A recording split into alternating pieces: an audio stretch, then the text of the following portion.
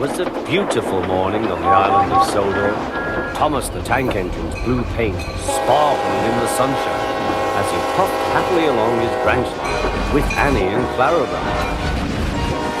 He was feeling very pleased with himself.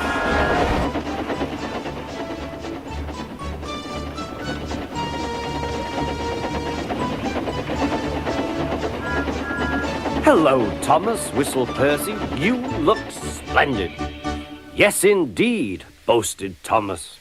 "Blue is the only proper colour for an engine." "Oh, I don't know. I like my brown paint," said Toby. "I've always been green. I wouldn't want to be any other colour either," added Percy. Well, anyway, huffed Thomas, "blue is the only colour for a really useful engine. Everyone knows that."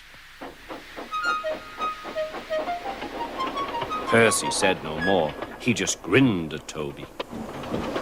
Later, Thomas was resting when Percy arrived. A large hopper was loading his trucks full of coal. Thomas was still being cheeky. "Careful," he warned. "Watch out with those silly trucks." Go on, go on, muttered the trucks. "And by the way," went on Thomas, "those buffers don't look very safe to me." The last load poured down. "Help! I'm choking!" cried Thomas. "Get me out!" Percy was worried, but he couldn't help laughing. Thomas's smart blue paint was covered in coal dust from smoke box to bunker. "Ha ha!" chuckled Percy. "You don't look really useful now, Thomas. You look really disgraceful." "I'm not disgraceful," choked Thomas. "You did that on purpose.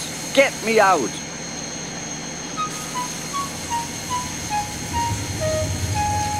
It took so long to clean Thomas that he wasn't in time for his next train. Toby had to take Annie and Clarabelle. "Poor Thomas," whispered Annie to Clarabelle. They were most upset.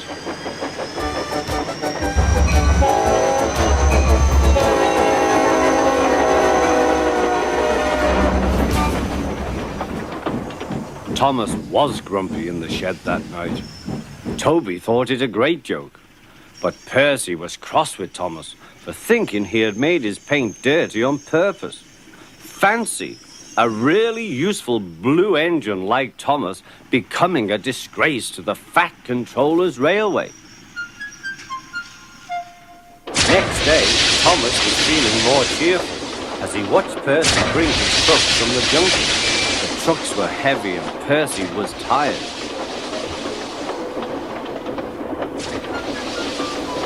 "Have a drink," said his driver, "then you'll feel better." The water column stood at the end of the siding with the unsafe buffers. Suddenly, Percy found that he couldn't stop.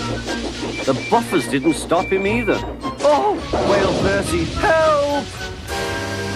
The buffers were broken and Percy was wheel-deep in coal. It was time for Thomas to leave. He had seen everything. "Now Percy has learned his lesson too," he chuckled to himself.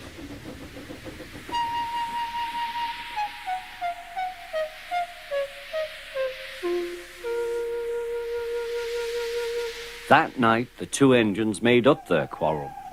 "I didn't cause your accident on purpose, Thomas," whispered Percy. "You do know that, don't you?" "Of course," replied Thomas, "and I'm sorry I was cheeky. Your green paint looks splendid again, too. In future, we'll both be more careful of coal."